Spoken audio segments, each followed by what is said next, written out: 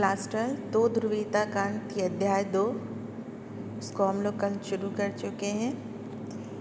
इसके पीठिका में परिचय में ये लिखा हुआ है कि शीत युद्ध के सबसे सरगर्म दौर मतलब जो उसका शीत युद्ध का एकदम पीक टाइम था, जब चरम पे था शीत युद्ध, बर्लिन की दीवार खड़ी की गई थी। बर्लिन जर्मनी की राजधानी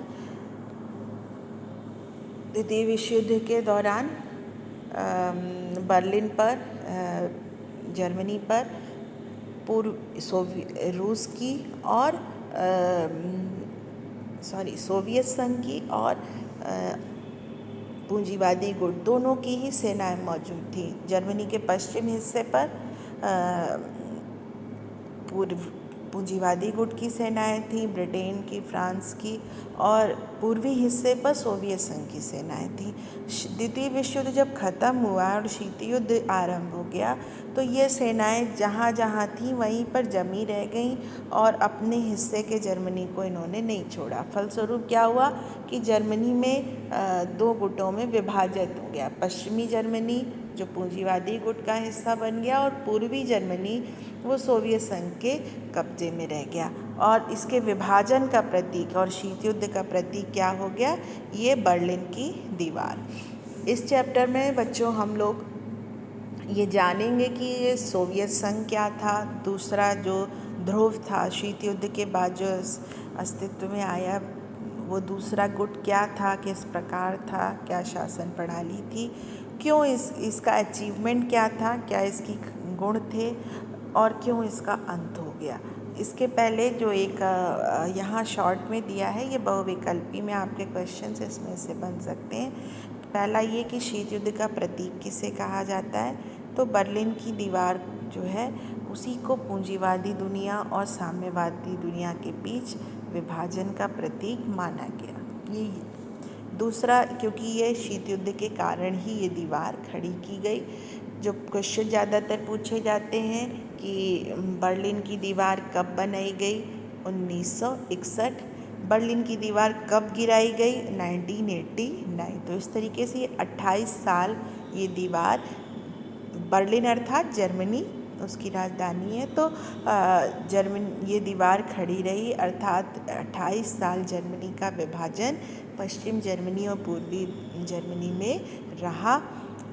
1961 में दीवार खड़ी की गई जो 1989 में तोड़ दी गई। तो जिस प्रकार इसका विभाजन शीत युद्ध का प्रतीक था, उसी प्रकार इसका गिरना शीत युद्ध के ख़त्म होने का प्रतीक था। एक साल बाद ही, बर्लिन की दीवार ख़त्म होने के एक साल बाद ही जो है जर्मनी का एकीकरण हो गया। तो 3 वर्ष इसमें इम्पॉर्टेंट है।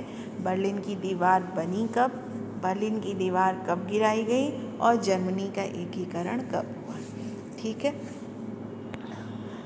अगले पेज पे आपकी किताब में ये दिया होगा सोवियत प्रणाली क्या है। एक यहाँ ब्लॉक में व्लादिमीर लेनिन इनका चित्र दिया है और इनके अचीवमेंट दिए हुए हैं।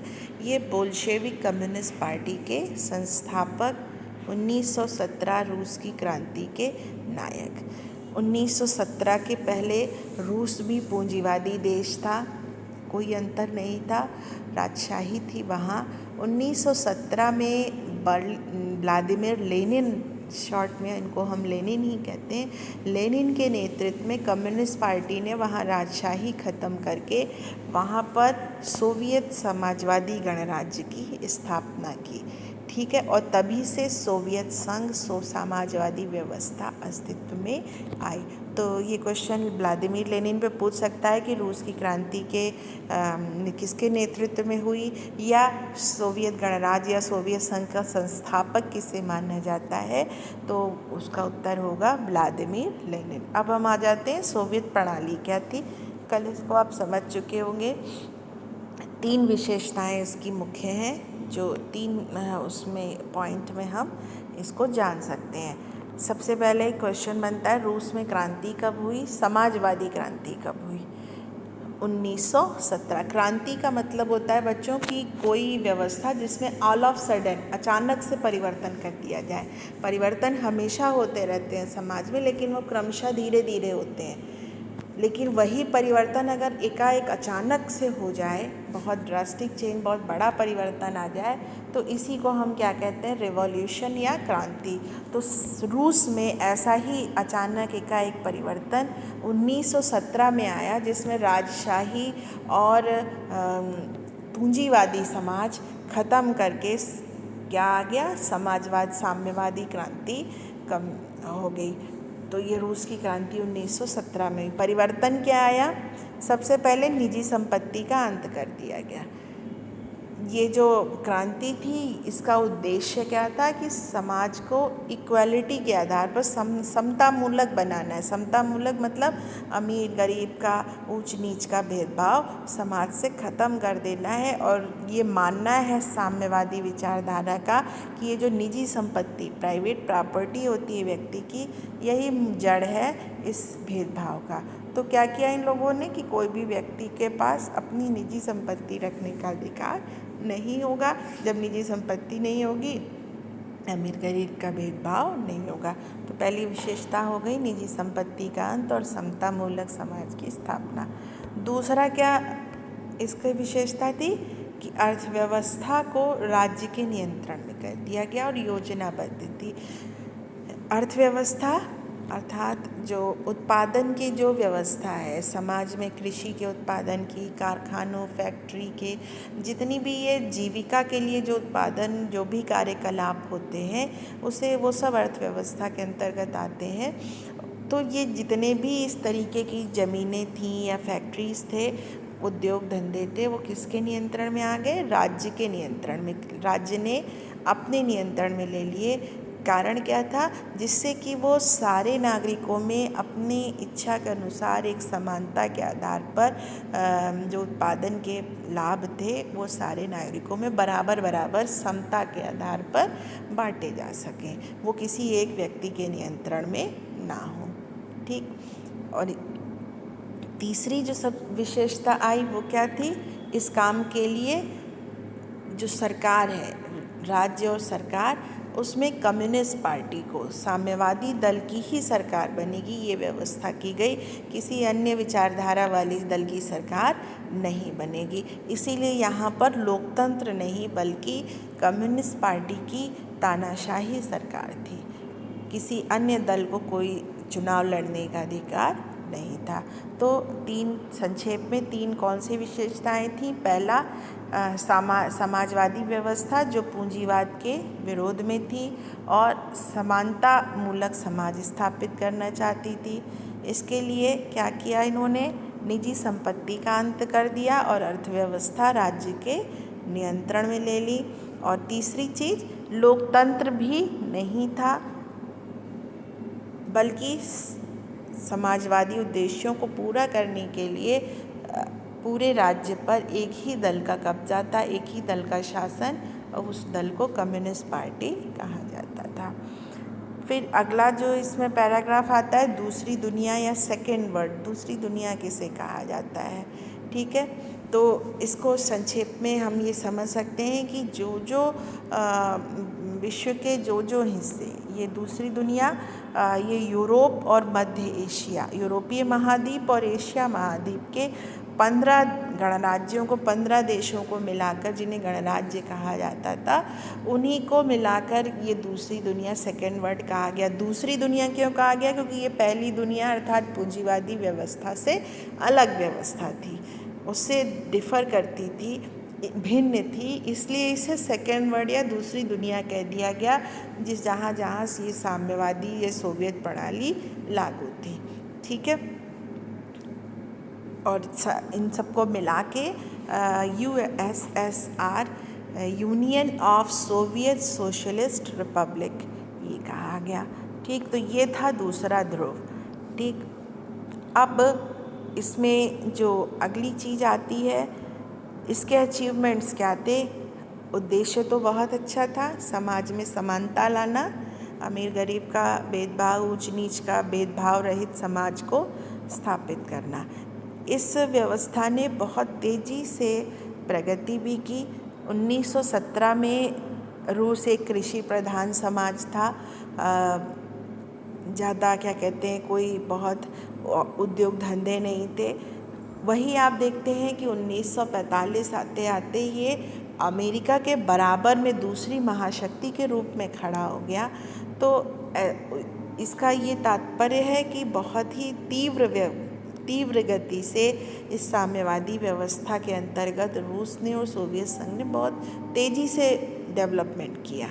तो यही यहाँ पर लिखा है कि दूसरे विश्व युद्ध के दौरान सोवियत संघ महाशक्ति के रूप में उतरा, मतलब इसकी शक्ति की तुलना में कोई भी अन्य देश नहीं था। जबकि द्वितीय विश्व युद्ध में सोवियत संघ के हमला भी हुआ, सोवियत संघ काफ़ी प्रभावित भी हुआ था जर्मनी के हमले से।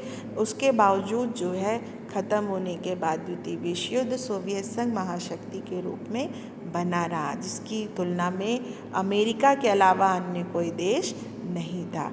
किस किस मामले में सबसे ज़्यादा आगे था? सबसे पहले इकोनॉमी, जो उत्पादन व्यवस्था थी, चाहे वो कृषि की उत्पादन व्यवस्था हो या उद्योग धंधों से संबंधित प्रोडक्शन के मामले में, उत्पादन में सोवियत संघ बहुत आगे था, विकसित था।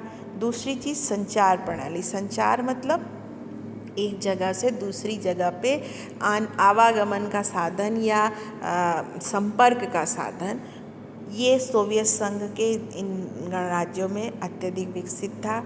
अगली चीज़ ऊर्जा के संसाधन। ऊर्जा का संसाधन का मतलब होता है जिससे मशीनें चलती हैं, ईंधन बिजली या उत्पादन होती है। तो इस तरीके के जितने रिसोर्सेज हैं उसमें भी जो है सोवियत संघ बहुत आगे था, सेल्फ सफिशिएंट था, आत्मनिर्भर था। उसके पास अब खनिज तेल, लोहा, इस्पात, जो ऐसी जितनी मशीनरी है उसको उत्पादन के अपने पास साधन थे, उसे इसे बाहर से मंगाना नहीं पड़ता था। ठीक है। इसके अलावा जो सबसे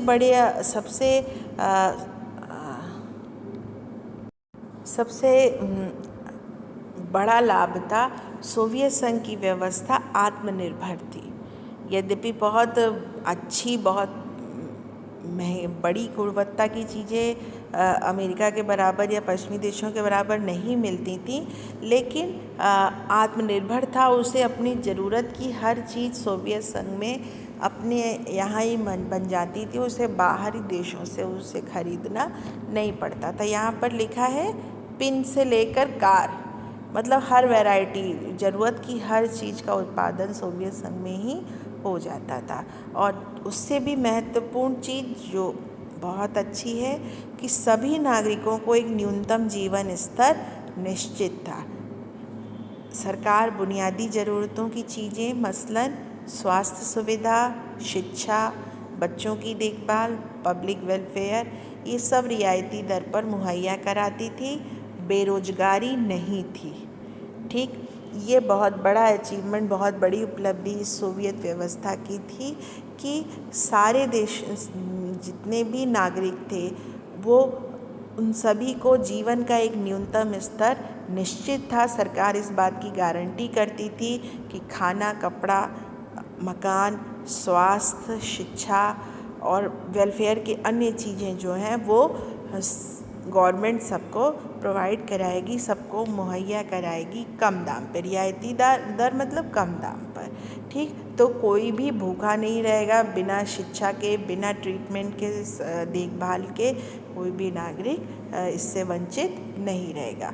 बहुत बड़ी चीज़ कि बेरोजगारी भी नहीं थी, हर व्यक्ति को कार्य उपलब्ध था। और जितनी भी अमीर गरीब का बहुत भेदभाव नहीं था। क्यों? क्योंकि जितने भी ये प्रोडक्शन के, चाहे ज़मीन हो चाहे फैक्ट्री, उसका मालिक राज्य था। राज्य के अलावा और कोई पर्सनल व्यक्ति नहीं था। इसलिए बहुत ज़्यादा अमीर गरीब का कोई भेद इस सोवियत व्यवस्था में नहीं था। तो इस प्रकार हम लोग देखते हैं कि सोवियत संघ ने साम्यवादी जो आदर्श है समतामूलक समाज का, उसे काफ़ी हद तक प्राप्त किया था। 15 देश, ये स्क्रीन पे आपको union of Soviet socialist Republic USSR का मानचित्र दिख रहा है। ये इसमें जितना भी ये शेडेड पार्ट है ब्राउन कलर से, यही USSR का हिस्सा था। इसमें ये वाला हिस्सा ये यूरोप के इस यूरोपीय महाद्वीप का है और ये हिस्सा ये एशिया महाद्वीप में आता है। तो ये जो पूरा हिस्सा है इसी को मिलाकर यूएसएसआर कहा गया। 8 देश यूरोप के थे और बाकी एशिया महाद्वीप के थे। जो प्रमुख देश हैं Latvia, Lithuania, Estonia, Belarus, Moldova, Ukraine, Georgia, Armenia. ये देश जो है ये यूरोपीय महाद्वीप के थे और एशिया महाद्वीप के Azerbaijan, Kazakhstan, Uzbekistan, Turkmenistan, Tajikistan, Kyrgyzstan, इन्हें मिलाकर ये एशिया महाद्वीप के ये हिस्से और यूरोपीय महाद्वीप के हिस्से और ये रशिया, ये इतना बड़ा पूरा जो घटक दल है वो रूस या रशिया का था। इन्हीं को मिलाकर यूएसएसआर 15 देशों का मिला था। इन 15 देशों को रिपब्लिक्स कहा जाता था या गणराज्य कहा जाता था। ठीक है, तो इस तरीके से आज हम लोगों ने ये जाना कि सोवियत व्यवस्था क्या थी, इसके अचीवमेंट्स क्या थे, बर्लिन की दीवार का क्या महत्व है, कब बनी, कब गिरी, जर्मनी का एकीकरण 1990 में हुआ। कल हम लोग ये जानेंगे कि इस अच्छाई के बावजूद क्या कमियां थी जिसके कारण 1991 में सोवियत संघ समाप्त हो गया और विश्व से दूसरा ध्रुव भी समाप्त हो गया और विश्व पुनः एक ध्रुवीय हो गया।